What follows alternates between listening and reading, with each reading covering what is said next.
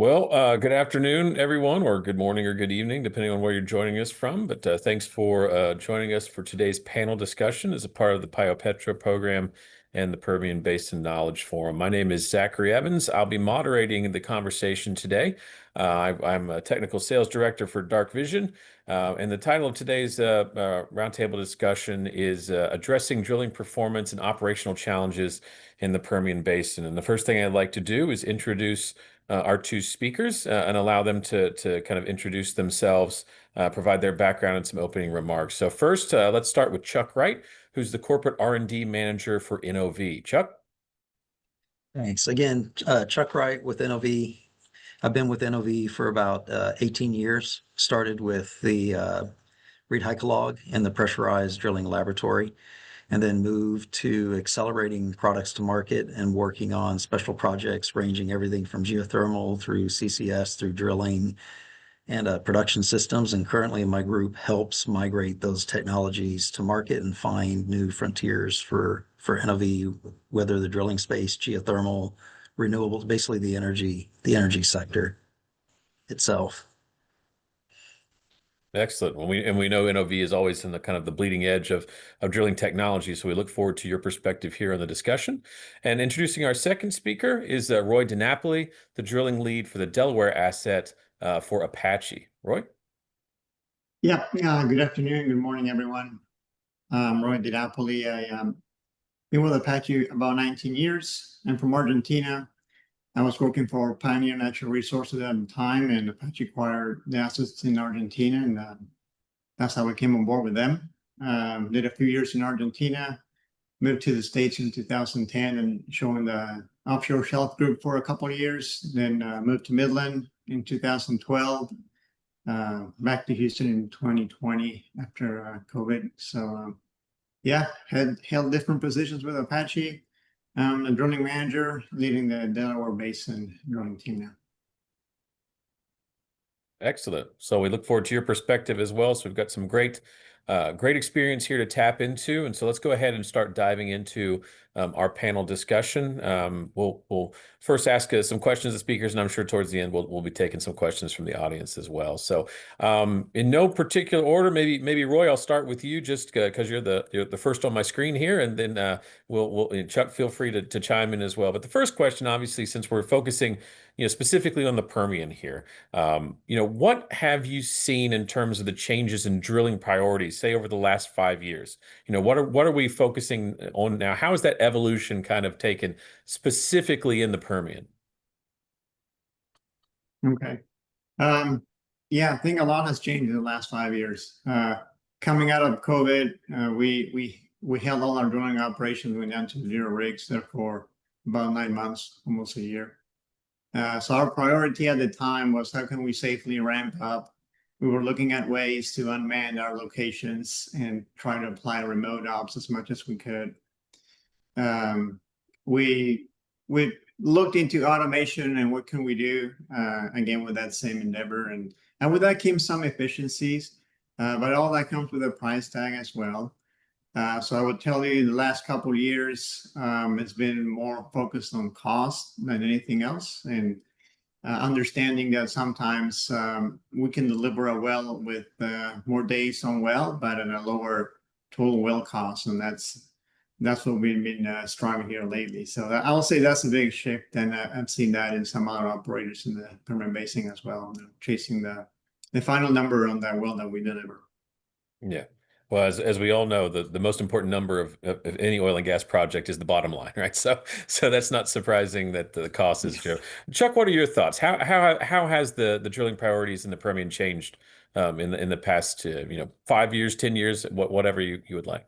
So if you really look at the last 5 to 10 years, you saw phenomenal increases in how the wells were drilled. You saw laterals that went from significantly long to shorter, to basically pad drilling where you could knock out a series of wells very quickly. So there was an efficiency drive. And I think now the efficiency still needs to be there, but now it's coupled with an economics factor because a lot of the tier one, what people would consider kind of the tier one locations have been kind of drilled out. There may still be some out there. I'm not saying that there isn't, but you're starting to look at tier two, tier three, higher water cuts.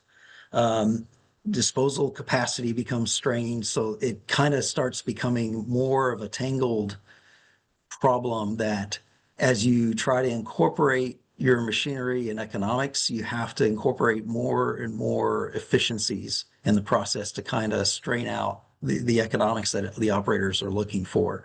So from an OEM, it becomes a challenge because there is cost that comes with tying in more and more automation into the process. But I think there's another factor of a people factor, right? Not just after COVID, you kind of saw some of the declines of you have an aging workforce, you didn't have as many younger generation people coming into the oil patch itself. So you start getting into a information gap that your systems have to overcome as well. So I think it's kind of a two-tiered problem where you have people and an economics driver as it becomes more challenging to get the efficiencies and cost Mhm. out of your well systems for the Permian. And that's a great point about the personnel side of things too, right? It's not just how the landscape has changed; it's how's the crew that's working in that landscape changed as well. So I appreciate that. And I'd also like to take this time to introduce our third speaker joining us. And I apologize if I mispronounced your name, but it's Emilio Calao, who works for Halliburton in their drill bits and services group. So Emilio, if you'd like to introduce yourself and offer some opening remarks, we'll turn it over to you. Thank you. Your pronunciation is perfect, actually. Okay. So, afternoon, everyone. I'm Emilio Calao. I'm the tech lead for Halliburton Drill Bit and Services here in the Permian Basin. I've been working in drilling for about 15 years now. More focused on drill bits. Originally from Colombia, here in the Permian for last couple of years. And I'm excited to be here and share some of the challenges that we face from the drill bit perspective, and more importantly, how we collaborate and add to our customers from the performance consistency and operational efficiency, basically. So yeah, thanks for having me today. No, it's a pleasure to have you, and we appreciate your perspective as well. And I'll turn over the opening question and trying to get thoughts from everybody on. But Emilio, the question was basically, how have you seen specifically in the Permian Basin the kind of the drilling landscape change over the last 5-10 years? Are there new priorities than there were in the past? Roy and Chuck have shared their thoughts, but I'm curious your thoughts on that as well. Sure. I would say drilling is pretty dynamic, right? Especially a combination between drill bits and the type of drive that we use right here. It's evolving all the time. So what we have seen so far that is evolving in the last couple of years is customers want to drill farther and faster, applying more energies. So our laterals, and I mean, now we talk about 4-mile laterals. So for sure that implies a challenge, different challenge from the drill bits perspective, and not only the drill bits, but also the combination with the type of drive, as I mentioned at the beginning. If that's more suitable for conventional BHA or RSS. So all those variables for sure have been changing. Right now, just an example, some applications, 778 drill bit size, we are applying, above 50 kilopounds. That's a lot. And I have previous experience in different other countries. I'm Colombian, so I work in Latin America for several years. And the way that we push barriers and limits right here is good. I mean, that just motivates just to keep improving. So it's been improving a lot and changing. I would say just leading the way in terms of better cutters, better materials, and that's the path that we are following. No, that makes a lot of sense. I appreciate those insights. And let's kind of keep that discussion going. I know you kind of touched on there. It's a good segue, Emilio, but challenges, right? So maybe what still remains the biggest challenge you would think in terms of Permian Basin drilling? If there is one kind of boogeyman that's still out there, everyone has kind of shared what the focuses are, what the priorities are, but what's the real limiting factor right now in terms of one particular issue? I'd say at some point we and I would say the operators as well just try to standardize and kind of like extend one success from right now, not just from one well to another, but just talking about more like big pictures, which is from pad to pad. So being consistent, that's the main challenge basically. And that change from well to well. If the directional plan change, there is some other risk over there. So I would say if the motor or if the RSS change from company to company, there is some variation. So all those variations add some for sure things that we just need to consider. But basically, I would say just keeping consistency is the main challenge. I'm saying we're drilling in the same path and one well next to the other one, and total different story. A few things change, but yeah, there is also related. I mean, this process of drilling is not like fully automated these days, so there is human, input on it. So the way we apply weight on beat, how much we apply, how much RPM. So there's a bunch of variables there. So that we just need to keep in mind just to try to be consistent. So I would say that's the main challenge, just to be consistent and extrapolate that not only for one regular well, but to a consistency to all through the path.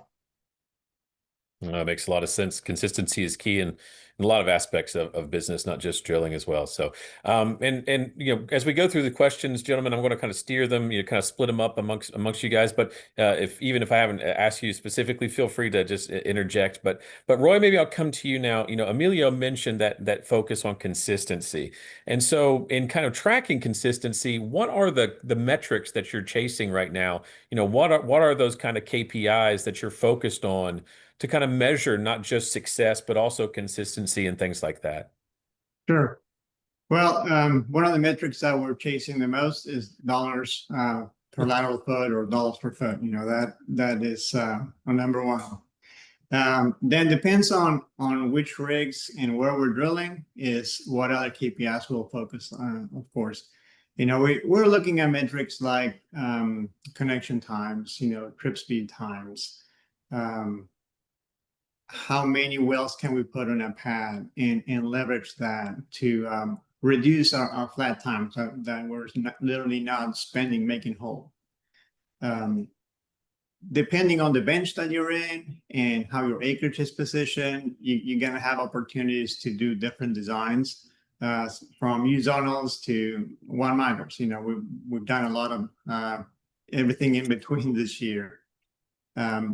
So yeah, those are the ones that we look at the most. It used to be a lot more heavier on time spent on each well, but this year and last has been more focused on driving that ultimate well cost down. Okay. And if I could please, Chuck, I was coming to you next. Jump on that. On that thought, there's another kind of behind the scenes kind of thing between the reservoir engineering and the drilling side. There's always the question, could the well have produced more if the placement was better, or maybe if the tortuosity wasn't as bad, right? Because tortuosity can induce failures in the completion side of things. And I think there's an opportunity as you start getting into the tier 2 and tier 3 that the systems can be enhanced where you have better wellbores may yield better production in zones that are less producing than what a tier 1 would be. So I think that's also kind of tied up into the equation of what we're talking about. No, that makes a lot of sense. Yeah, and again, as you mentioned in your opening remarks, in terms of we're not working on the best rock anymore, right? So those KPIs and those challenges are going to change as we start looking into some of those other lower tiers, as you mentioned. And kind of maybe I'll start back again with you, Roy, but everyone can kind of focus on this too. How are we benchmarking that efficiency across different wells, different teams, different service providers? Tracking those. Obviously the dollars are what we track the most, as we kind of joked about at the beginning. But how are we using those KPIs to compare that performance across those different variables in the drilling process? Yeah, well, I mean, we use software that's available in the market to kind of help collect the data and have it in the same platform that's easily shareable among the teams. So with that data, we know we have our weekly meetings, we do quarterly meetings with the guys in the field, and we try to share that and spread the knowledge as best as we can. So yeah, I mean, that we'll look at metrics like, footage drilled in the last 24 hours, connection times, as I mentioned before, if we're using a conventional BHA, slide versus rotating percentages, but you have to apply those if you want to look at it apples to apples in the same target and in the same neighborhood, right? I think it's pretty standard on what we do. I don't think we're doing anything that's revolutionary and that nobody else is doing. No, but having a system for tracking that is what's key. Having the data is only as useful as you're able to parse it and kind of draw conclusions from it. So I appreciate that. Right. Emilio, let me come back to you. When we're talking about efficiencies, what we're really talking about and what's really driving that dollar per foot is avoiding NPT, right? It's avoiding downtime. It's avoiding not bid on bottom type situations. What do you see as the biggest kind of thief of productive time in your experience? What are we struggling with in the Permian that's costing us money, costing us efficiency?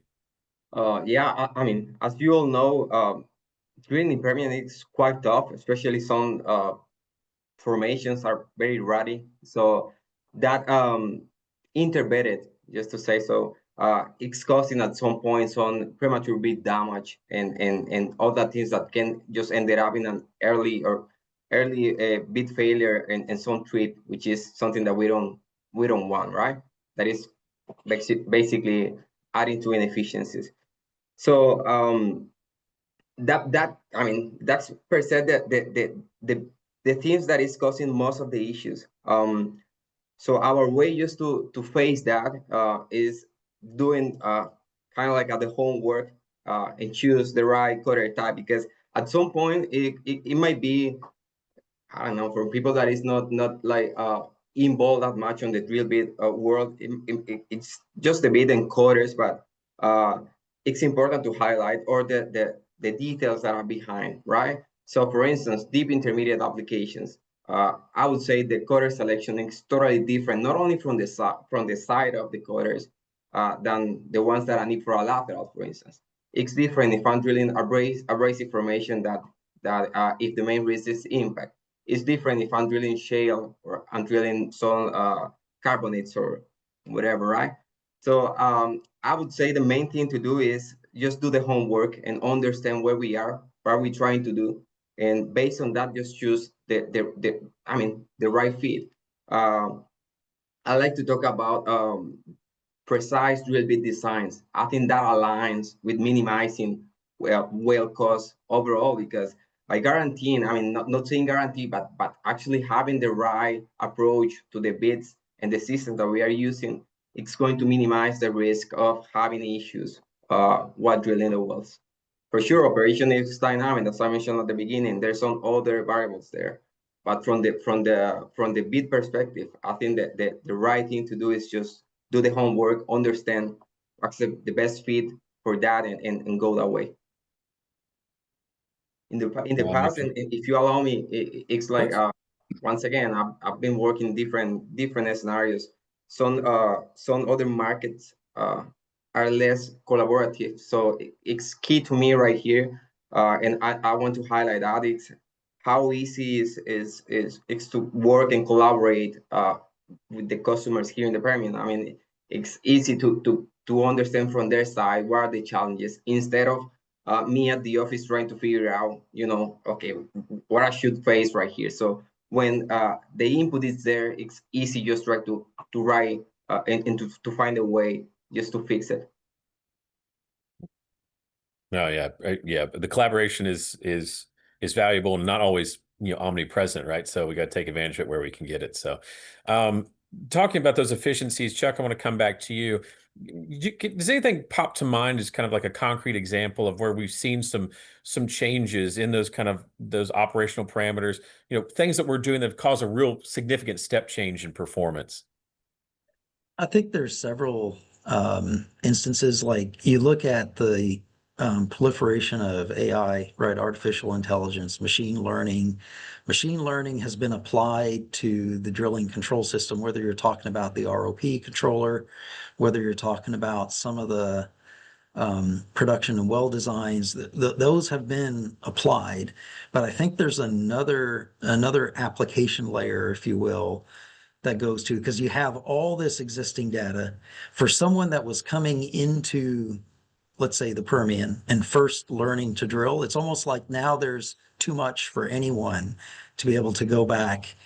If you hadn't been there for 20 years, doing it for 20 years, it's hard to consume, even the last 5 years of growth. And I think that's where some of the new automation and processes needs to be shored up so that someone coming in can have the advantages of all this data that exists, even though they have no hope of doing it themselves, right? They need some kind of system that leverages what was done so that they can apply it into what they're doing today. And I think because data ultimately drives metrics, but you have to know that the data exists or where it exists and where to look, right? And that is that is more than just a part of it, right? If you don't know it exists, you don't even know that you have that available to you. And then you're kind of stuck in one paradigm versus another. And that's that experience that the new generation coming in won't have, because there's this gap that's been forming. And so that's what I kind of see as one of the things that from an OEM perspective we need to look at, is to how do we enable the connection to what has been done to what is being done. And I think some of that is through the automation processes of the rig control system itself, but it's also tying those systems back in the design process as well. Well, and Chuck, you hit on a topic that is not just pertinent to this topic that we're addressing, but just kind of life in general these days, which is the role of AI, right? The AI, machine learning, automation. It kind of takes a concrete form in drilling in the forms of automation. But let's just kind of offer this up to everybody, and Chuck, we'll start with you, and then we'll just go down the line. What do you see the role of AI in modern drilling? Specific to the Permian is fine, but just in general. If we're speaking truth, so to speak, like right now, I see it capability wise in an advisory. Where I do see it going is there is a time where autonomous becomes more important. You see it in petrochemical. There are systems that are in cascaded control where people only need to interfere with the process once it's in an upset, right? And that's where I see it headed. There's some gaps, both on the hardware and the software side. But AI has a role in the help of the design. It has a role in understanding what has been done and how old and new processes can be combined to more challenging events, whether you're talking about like the mechanically weak zones, doing it from your design side, or actually drilling through them, or recognizing that you've hit something different than what you've designed the system for. Right. Those are all things that can be embedded in the system. And I'm seeing it headed towards autonomous with people in the background. But right now, the challenge is that it's more in an advisory because we don't trust, because of the high consequence that comes with being wrong. Mm-hmm. No, it's a great point. There's a lot of learning to be done, right? There's a lot of power in the tools, but there's a lot of growing pains that come with them. Roy, I want to come to you. How in your world, where are you seeing AI currently in place, and where do you see the role of AI going forward? Yeah, we've played with AI and we've done some trials. I think AI is here to stay, and we just need to get our heads around that. What I've seen most value is speeding up the time to get to that first result that you wanna discuss with the team.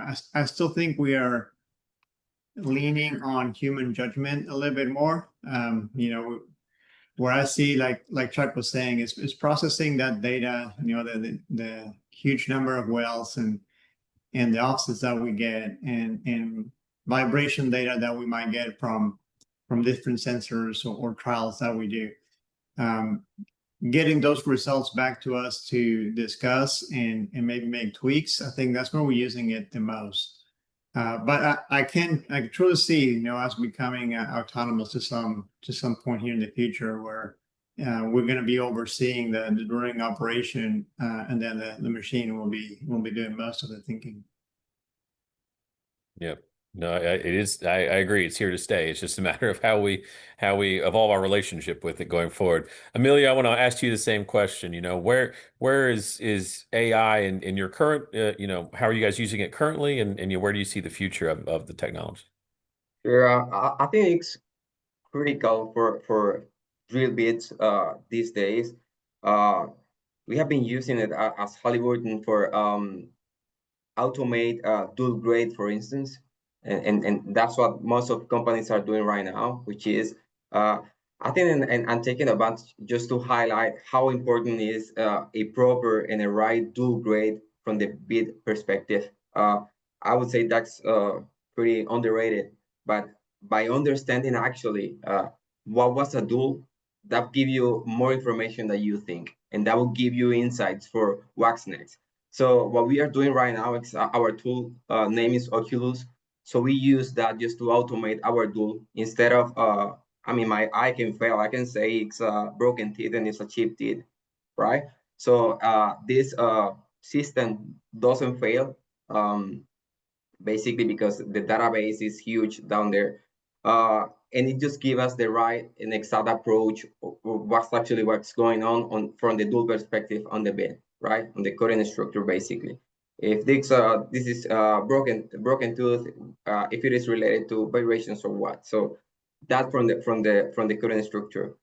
You all know drill bit companies have been applying some in-bit sensing sensors just to understand what's going on down there when we are drilling. So that way, in our case, we can measure downhole weight on bit, downhole torque, and those measures are going to be more accurate, once again, just to understand drilling dynamics and make decisions moving forward for optimize basically performance.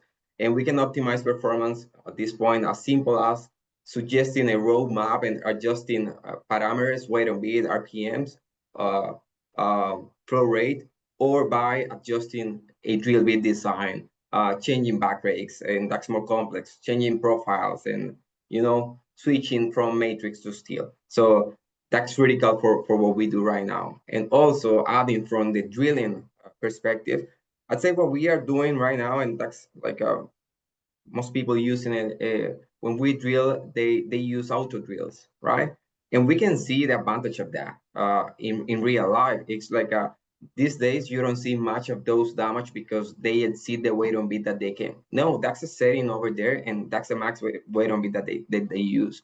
So for I would say to allow the crews at the rig also to control what they are doing is really useful. So I think it's great, and it's going to keep increasing in usage at different levels for sure. And kind of staying on that concept of AI, maybe Chuck, I'll come back to you on this. I mean, there's a lot of things we can use AI for in terms of parsing data and understanding that the data that we collect.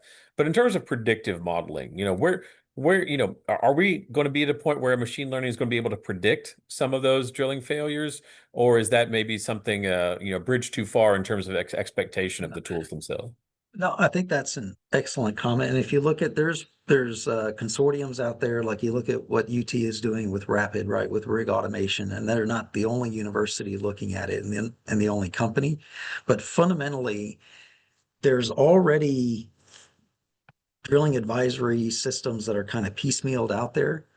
When you embed the design of what you want into the control system, meaning I have a map, right? Because machines are really good at, I get the same ramp every time. So those process precision is there. That's one aspect of it. And I would say that there's enough systems in place that foundational layer is there. The next layer of what you're really driving at is kind of all this connected. Can we build a digital twin that sits and is basically a digital platform of what you're trying to accomplish, and getting real world data, throwing it into the digital twin, processing it, coming out with another answer. And really, it's those two working in combination. That's the power of what's coming down the pipe. Right now, there's limitations in how much data can you transfer How fast can you process it in the digital space to get an answer back to your operational space? As those problems get engineered out, and that's what engineers do, is right, they fix the gaps and problems of things that are, I never say impossible, it's impassable, right? It's without the key, you can't open the door. The Alice in Wonderland, right? When the door is talking to Alice in the cartoon, is if she has a key, the door will open. And this is no different. Once we figure out the communication protocols to reliably get the information to and from that digital space, the two can be connected. There are MPD downhole models that are connected to an MPD controller, where if you lose downhole data, you still have some control, because as long as you understand the physics and you can model it and it's accurate and it's proven, then you can apply it to the control system, right? And you can come back and control from it, and you can have the machine learn as the well is created, updating a digital, basically design model for that well program.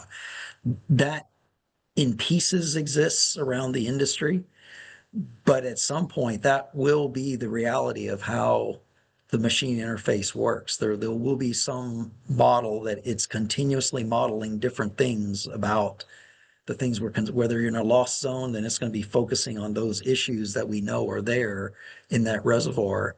And maybe that's how you kind of reduce it. You don't have to calculate everything all the time, but it's all the things that are applicable, the things that are the hazards of that, so to speak, is kind of where I see things going. Yeah, there's I mean, it would be a perfect world if we could just jam all the data into a solver and never have a drilling issue again. We all know on this call that that's not how the world works. So, I'll come back to you, Roy, and still staying on this the AI topic. Maybe just one last question here. How is Apache using, not just AI, but just offset data in general for planning wells? How are you?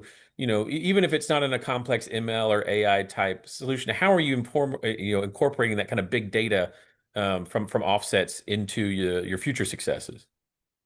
Yeah, well, we have our own database, like we talked about, where we try to bring things together. There are some other platforms where we can get public data, and we try to review those as we move into different blocks, and basically just see what the trend is, like what are people doing as far as casing design or casing seats, for instance.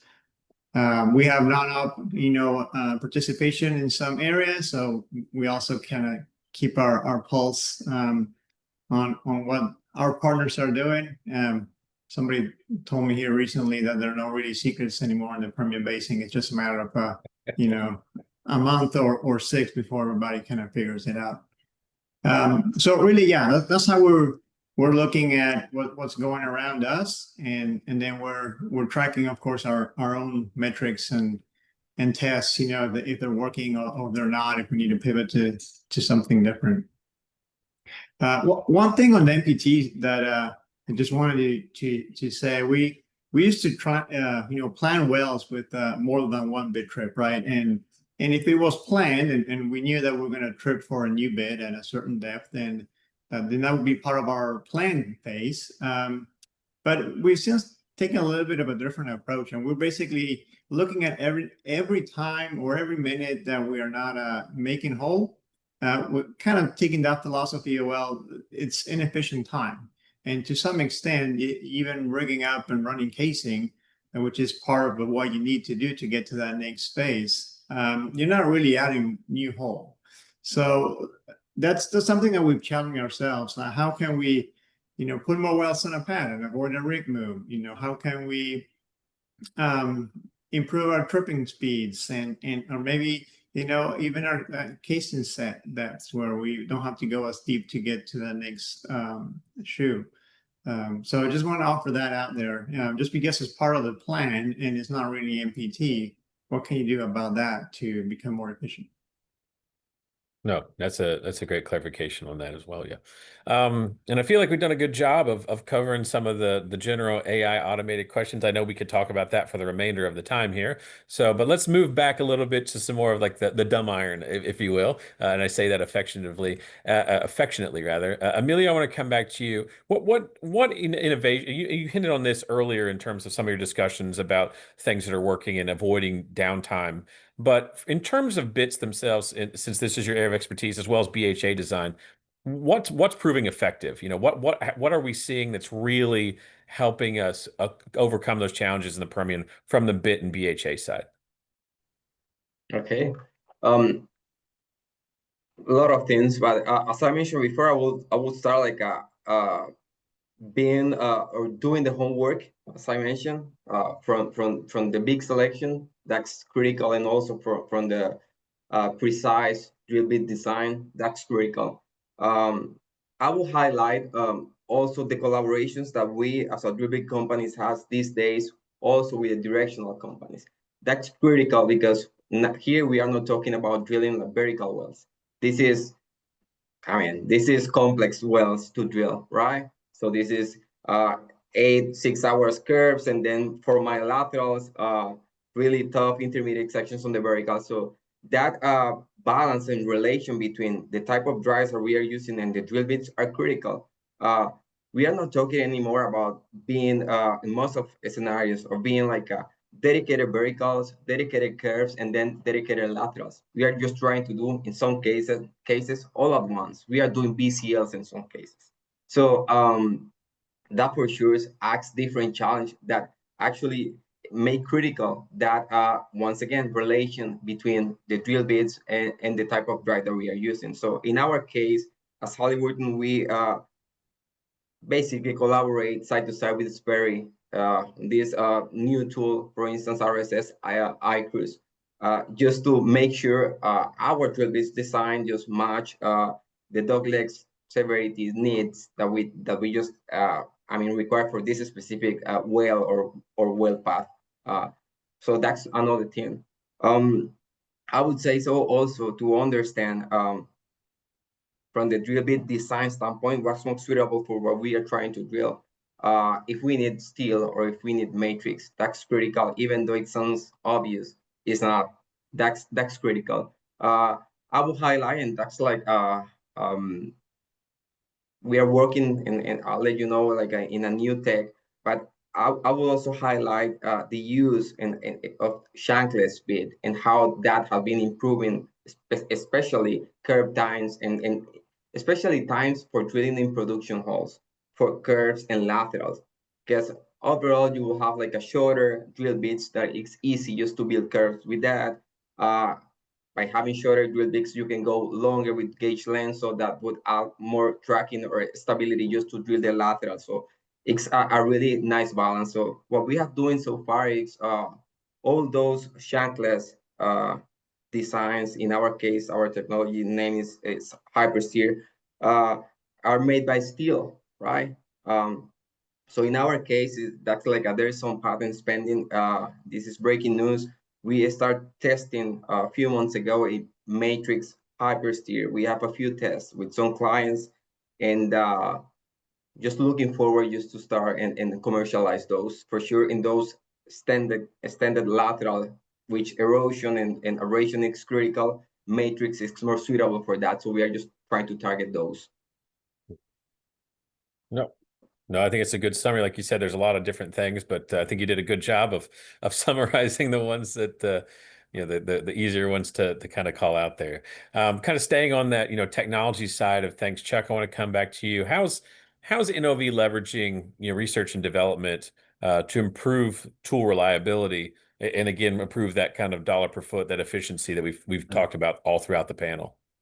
So we can break that down into different categories and types of equipment. So when you look at the bit technologies, right, you're looking at the diamond, the shape of the diamond, what's constitutes the diamond, its resistance and abrasive wear, heat thermal resistance, right? Those are all playing into the drill bit designs that all of the drill bit manufacturers are chasing from the PDC perspective.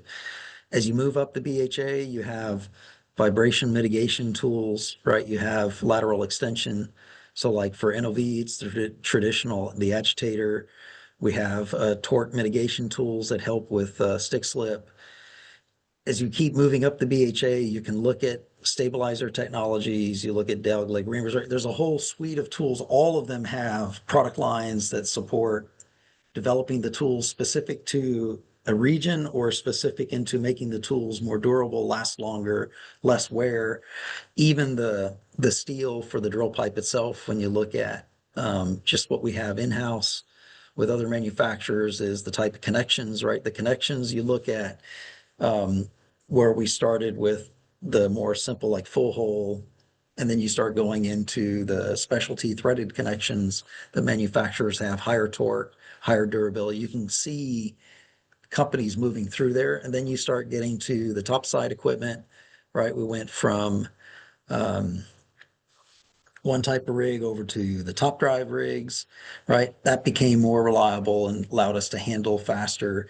And inside the control system itself of those rigs, you have like soft speed that's been implemented for vibration control. So to me, it's holistic. It's not, you can't put your finger on one thing and say the drill bit did everything, right? It's everything in combination and concert, pieced together with the relationship between an OEM, the service providers, and the operator kind of working together. When all three of them are working together with the best interests of the well, you end up getting the best results from what I've seen, in 18 years working in the industry, in this drilling side of the industry. Oh, absolutely. It's a multivariate problem. There's no one silver bullet. If that was the case, then they wouldn't need us to talk about this, right? We'd already have all these problems solved, right? So, and Roy, I want to come back to you as we kind of close up our discussion on the technology side of things. What advancements have you seen in terms of drilling motors, rotary steerables? That up bit kind of part of the BHA that Chuck referenced. Where are you seeing those advancements? What's working out there? Yeah. Starting with the bit, in these last few years, I think there's been a lot of progress in the bit design. Like Emilio said, the shankless bits kind of started as, I think, as an RSS, redesign and optimization, but very soon we realized, hey, we can reduce that bit to bend. It can work on a conventional BHA just as well. And now you can get after those BCLs with more confidence that you can make it in one run. So that's ultimately our goal, right? How can we make it shoe to shoe with one bit and one single BHA and in a repeated way? So I think bits have, there's still opportunity, especially in the vertical sections in the Permian Basin where, you go through into some of those interbedded formations that if you're not careful, you can damage a bit.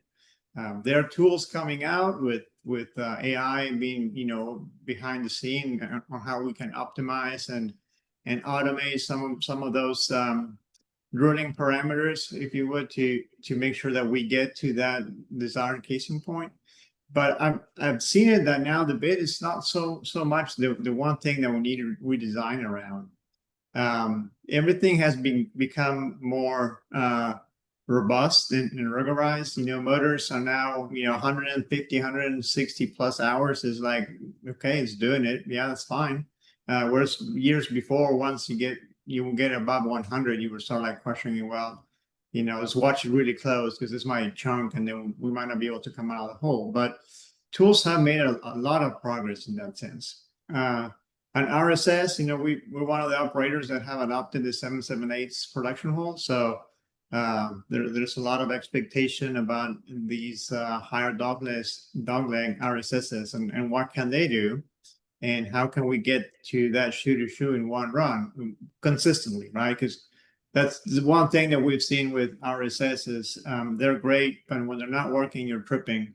There's so much you can do to troubleshoot, and that has made us consider in some cases, that we might just be better off with conventional tools. But I truly believe there's always an application for the right tool in the right well. So we just need to find that.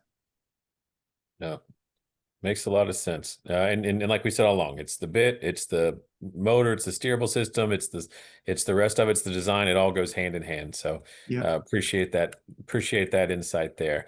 I don't claim to be a geologist, but let's talk some rocks here, right? So obviously we've talked a lot about the intervention part of drilling, what we put down hole to make that hole, but let's talk a little bit about the drilling challenges yourself. And I'm just going to open this up to all three of you, whoever wants to take it. We talk about the Permian kind of holistically. But what are some of the different drilling challenges when it comes to the drilling risk, the geologic challenges when we're talking about the Delaware versus the Midland Basin? I guess I don't mind starting. So yeah, similar but different at the same time. I think generally speaking, Delaware Basin, we see a little bit higher pressure in especially when you look at the same benches like a Wolfcamp type well or a Bone Spring compared to a Lower Spraberry.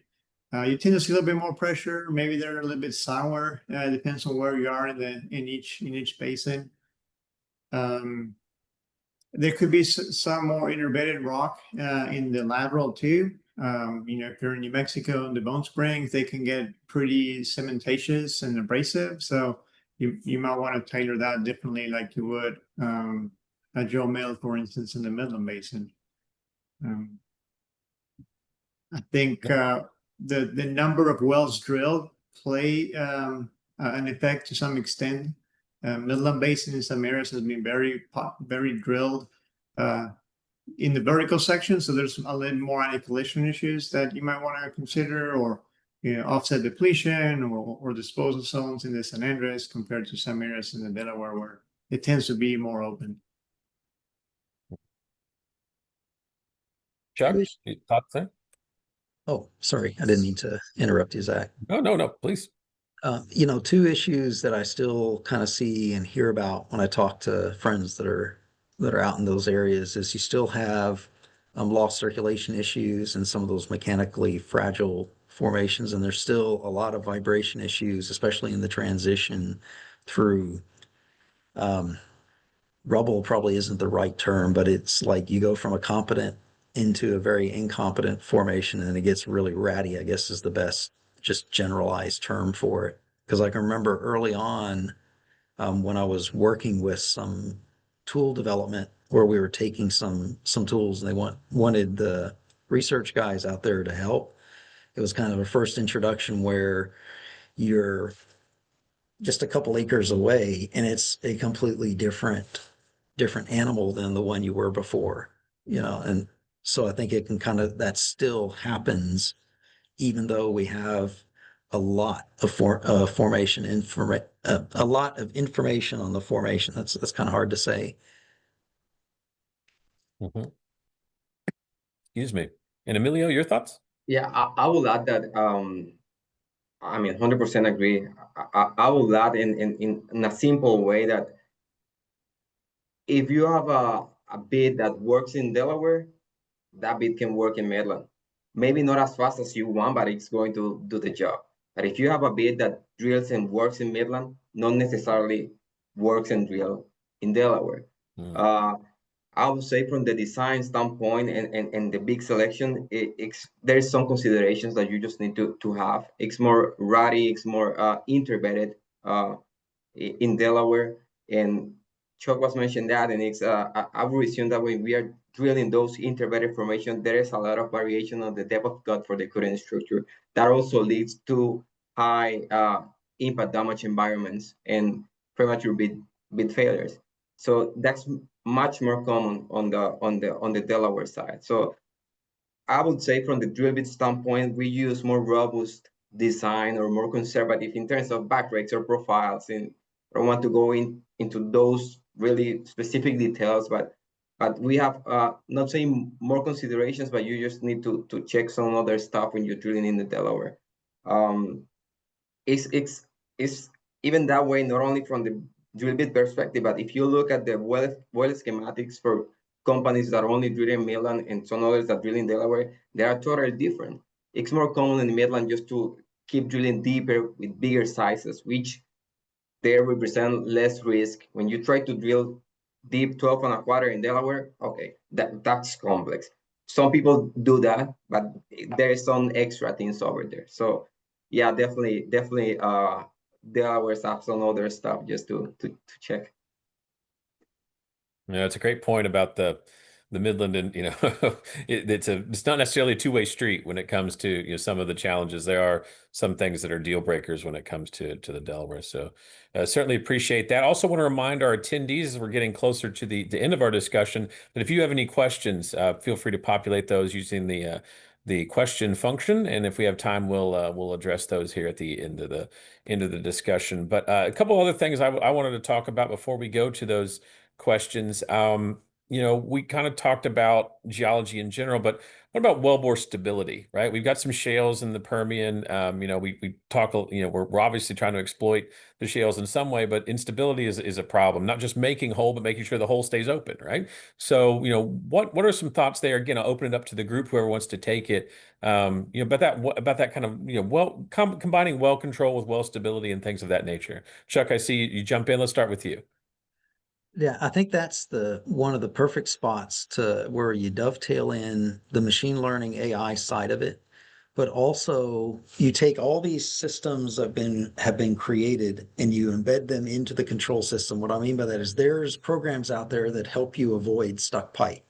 There's programs out there that help you mitigate vibration, but getting them tied directly to the control system through an automation platform means that you keep the consistency of the application and you capture the data between them. When they're separate systems, the data is disconnected, right?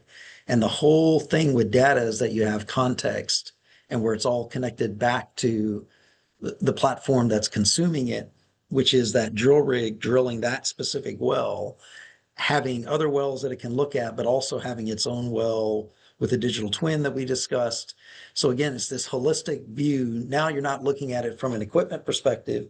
You're looking across the control system where everything is connected, where now it's different systems, different vendors that are doing their jobs. I mean, they're doing their jobs and they're providing the information. It's just not all one connected system, so to speak. And that's difficult given that it is different companies, it is different platforms. But if we're really going to move into an autonomy type platform, they have to be tied together into a single space somehow, right? Some of that's legal contracts, some of that's protecting IP that someone has over someone else. But data wise, if the data is not together and it's not collated and it's not understood, then it is still separated and you're missing that one link that makes it work holistically.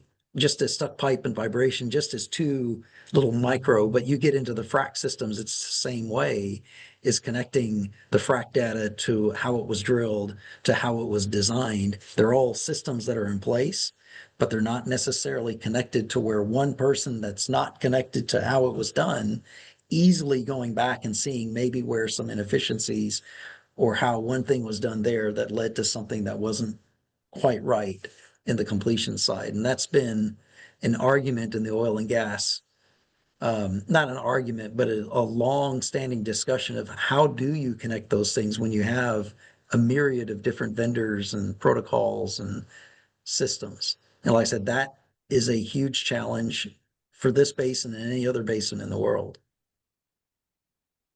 Yeah. Great point there. And Roy, Emilio, any thoughts building off of Chuck's comments there when it comes to wellbore stability and other kind of drilling challenges? Yeah, no, I agree with what Chuck is saying. If you just rely on one system or one alarm, you get false readings, and before you know it, it's turned off and bypassed because it keeps triggering all the time. If there's a way that we could help them all in the same environment where they're kind of cross-validating each other, I think that would be great.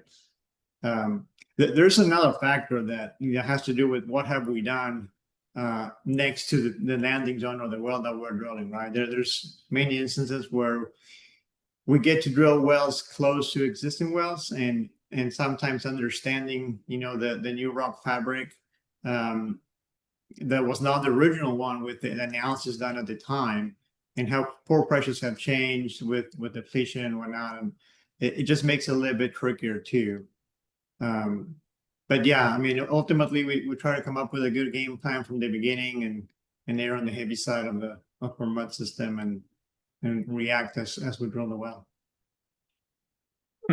And Emilio, come to you for final thoughts on this topic. Yeah, I think it's pretty standardized from the drill bit size, how to, I mean, to minimize the risk. And I would say stable drill bits, just be focused on borehole qualities, but also in just giving an example, thinking on drilling Wolfgang A, which is mainly shale. So is it that good? I mean, is it better just to drill it with steel or with matrix? I'm going to be allowed just to remove all the ribbons properly. I'm going to end up with plugged nozzles and start creating extra pressure that can lead in something, bigger. So I would say all those variables there, but I think from this side, it's like most people are very clear and what they need for those specifics. So I think we are aligned. Great to hear. And then there's a few things I wanted to kind of talk as we close up the conversation over the next 15 to 20 minutes. There are a few things I want to kind of focus on that are more forward facing, right? You're looking at the future as opposed to where we are now. So I'd kind of like to get all three of your thoughts on these. The first is, we've talked a lot specifically about the Permian, about the challenges, about the things we've learned, right? And it's obviously a huge market, not just in North America, but compared to the globe, right? And so what I want to kind of ask is, where can you see some globally applicable lessons learned and best practices? What are we doing in the Permian that we can translate, not just to other basins throughout the U.S. and Canada, but also Latin America, the Middle East, Asia and beyond? I'll like to start this one if I can. Please. I would say, as you just mentioned, I mean, right here in North America land, it's like everybody has the eyes on the Permian, but globally, I would compare this with what people do in Vaca Muerta in Argentina, for instance. I work from there or for that team sometime, and I would say the application is it's pretty similar. I would say in this side of the continent, this is the most similar application, to be honest. On the other regions, Mexico and Colombia, Venezuela at some point we're not drilling there much, Brazil, there's totally different applications. It's some vertical, it's J profile instead of lateral wells, and it's different.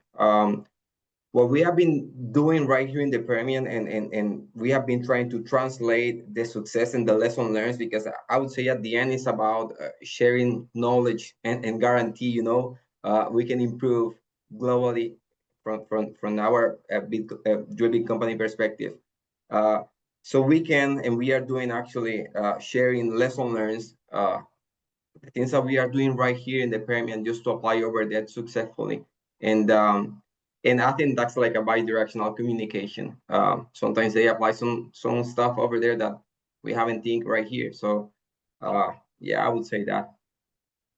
No, it's a great point. Yeah, Vaca Muerta is a perfect unconventional correlation. Like we talked about, the same challenges there, and the other places around the world where we see the same kind of things.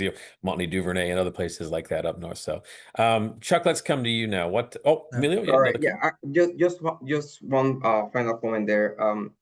From the cutting structure perspective, right here, and that's applicable not only for Vaca Muerta but everywhere in the world. It's like from drilling practices right here, we apply so much energy and talking about RPMs and weight on bit.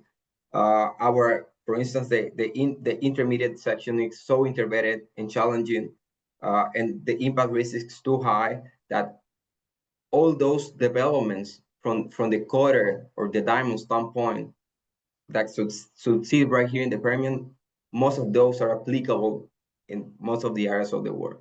Because that means, to succeed in the PDC side of this right here is a challenge. So if we succeed right here, it's going to be easy to translate that to other applications worldwide.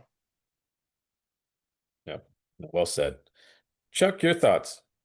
So early on, one of the things I had alluded to, like one of the problems, you have the produced water and you have this strained capacity. So there's other basins that in the world that also have kind of a produced water. And can we get revenue streams from the produced water? Meaning, can we mine it for rare earth minerals that feed into other industries?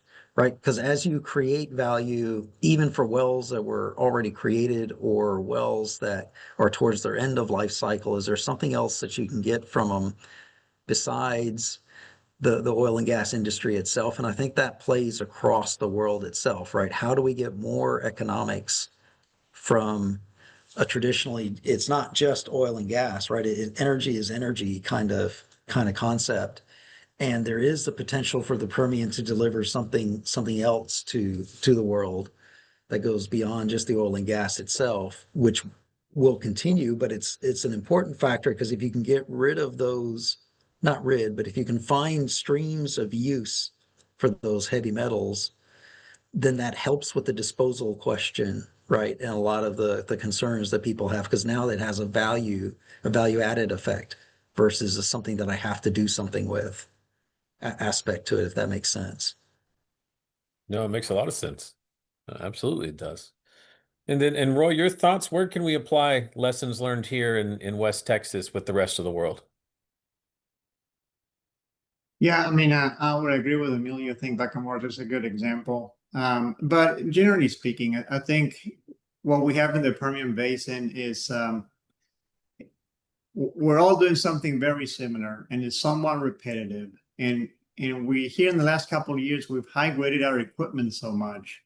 Our rig styles are very, very similar. They're all following that super spec, window. And I think this opportunity of taking some of those technologies that we've refined and they're continuing to refine, and apply those in other places. So how can we cut our connection times, from about 10 minutes to less than 5? It can be done.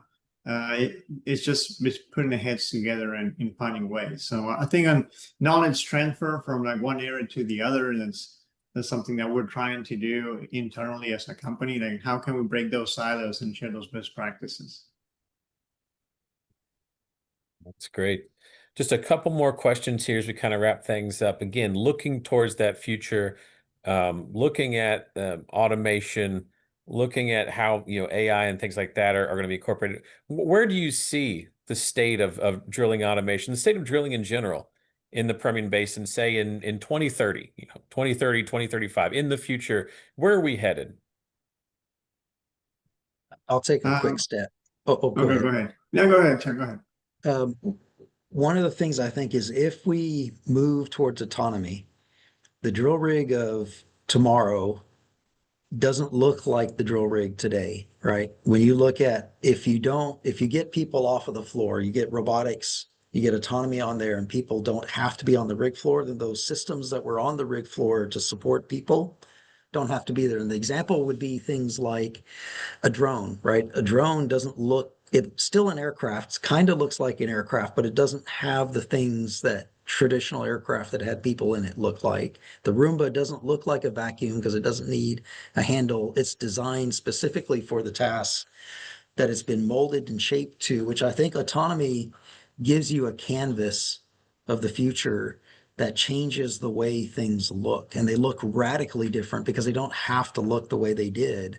Because if you look at a drill rig, almost a century ago, there's very, very similar things that because they have to be there, right? People are there and the basic components still have to be there. And it will still look kind of the same, but I'm saying there will be radical differences, right? Just removing the cabin to the ground is a radical change by not seeing the cabin up on the floor anymore. Mhm. Oh, and you think, I mean, just do something incredibly simplistic, like, you don't need a mouse hole if you're not laying down a Kelly, right? Like we've seen that same kind of like very simple step changes. So I think that's a great point. And your Roomba example is spot on, right? Like, we don't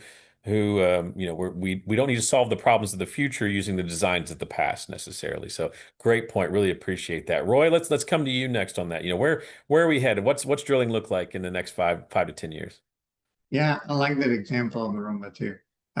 I think we're going to see rig floors with less people. There's already some trials going on with slips and iron roughnecks and catwalks and some kind of a robotic arm, all kind of working together to make connections and make that more repetitively and safe altogether. So I think we'll see that by 2030. One thing that, going back to the cost and the economics, as our equipment, gets depreciated and eventually becomes obsolete or wears out, I think that's where you start seeing more of that new tech come in. But if we can still make work what we have today, the cost of bringing new technology, I don't know if we're at that point today where we can just forget about what we already have and just pick up the new toys. That's my opinion. I still think there's value to be used from the equipment that we already have that is still human, based. So. No, fair enough. And Emilio, your thoughts? Yeah, I can see people at the rig or involved in drilling operations just making decisions more proactively, right? So it's an example. I'm drilling a curve.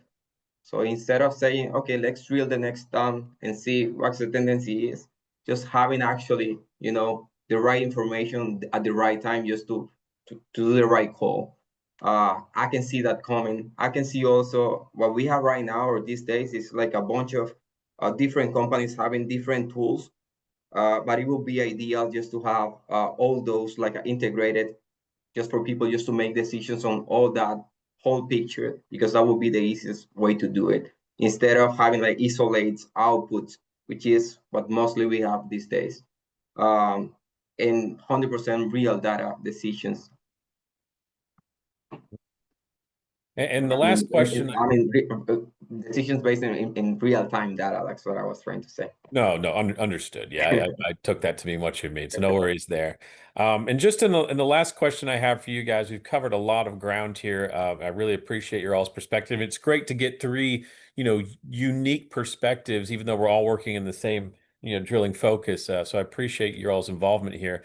But the last question I have is, I kind of put the power in your hands. If you could snap your fingers and there was a new technological development that would solve all, the biggest thing out there to solve the issues you're dealing with, what would that be for you? What is the one area that we're really focusing on that if we could just have that advancement, it would really increase that dollar per foot, really minimize that downtime, really increase that flexibility? I'll take a stab at it. Please. For me, it's connecting all the dots from the reservoir model being completely connected to the drilling, to all the systems that are in the drilling, to the completions, to the production side, all the way to the death of the well. And I kind of alluded that all those things exist, but to trace it, like if you're a production guy, to trace it backwards, to go through those different systems becomes extremely difficult because the groups are silo. The way they were built, they're kind of silent. There is information that passes, but it's not a connected system where you can just overlay something and have it look at those different systems all at the same time. And that's an extremely difficult thing for someone that's trying to understand how someone new coming into the Permian Basin that's trying to learn is they're not really connected to the reservoir, although they get information from the reservoir, and they're not completely connected to the production side because there's a completion step between them. And so do they really understand in that wellbore placement? Did they get it right enough on the production side later that it was good, it was bad, right? That those things have been difficult in the oil field for anybody in any of those disciplines. Because there's so much in one discipline that you find very few people that have all four experiences to draw on over a long period of time to make the exact, I wouldn't say the exact right decisions, but the decisions that lead to that process improvement, right? So if I could have it, I would have a system that would connect those different things to even give people a chance to understand what was actually going on over the long haul of a well life cycle from early design all the way through the death, which is right, the complete abandonment and we're done with it. Part of the well life cycle. Yeah, that's the overall challenge. I mean, what you're talking about is just like knowledge retention and we jack of all trades, master of none kind of things. It's balancing that specialization with that need for that general kind of understanding. And so that's a perpetual challenge, right? And so I can certainly appreciate that. Roy, let's come to you next. You can snap your fingers and fix one problem that'll really help you increase that dollar per foot that you're looking for. What is it? Yeah, that's a good one. I'm thinking something more towards how can we better manage our influxes from disposal wells around us. That's not going to become easier with time. It'll just continue to get worse. And what would be like a low cost solution? Thinking like some kind of open hole patch. That I know there's some patches that you can do open hole and leave it, but how could you just isolate that without having to run another string of casing? That'd be something I would be very interested in. Yep. No, that's a good take on it as well, right? And then last but certainly not least, Emilio, your thoughts. What's the one thing one pet peeve that you wish you could solve with some kind of technological solution? That's an interesting one. I think we're working towards that way, and I mentioned it before. I said is precise drill bit designs, and when I'm talking about this, I'm not only talking about the drill bit itself, but also how we collaborate with the directional companies, with the drilling engineers, and also want to highlight to take advantage and highlight that right now. These days and I like the way that the drilling engineers get involved actually on, not the designing process, but also as part of the process, just sharing knowledge, sharing operational challenge, and also, where the KPIs are. So I think we're moving towards that, but I will resume that, and as I mentioned at the beginning, just having a precise drill bit designs for what we need from the drilling perspective, considering all that like general stuff that I just mentioned. Right. Yeah. And I think honestly, from all of your comments, I think the one key takeaway is there's really not a silver bullet, right? It's not like even if you could snap your fingers and solve one thing, it's not as simple as that, right? There may be one pet peeve thing that you'd like to address, but in general, there's always going to be it's a multivariant challenge, right? And then I appreciate, Emilio, you also bring up what we've talked about throughout the conversation, which is that collaboration, like working together from design all the way to execution across the service companies and the operators, all parts of the BHA, all parts of the drill rig. I think that's the overarching kind of takeaway from this conversation has been that. And so kind of in closing here, as we just got a few minutes, I want to go around to everybody and just give you a chance to offer any kind of closing thoughts that you might have just based on the discussion we've had today. Chuck, I want to start with you. Your closing remarks.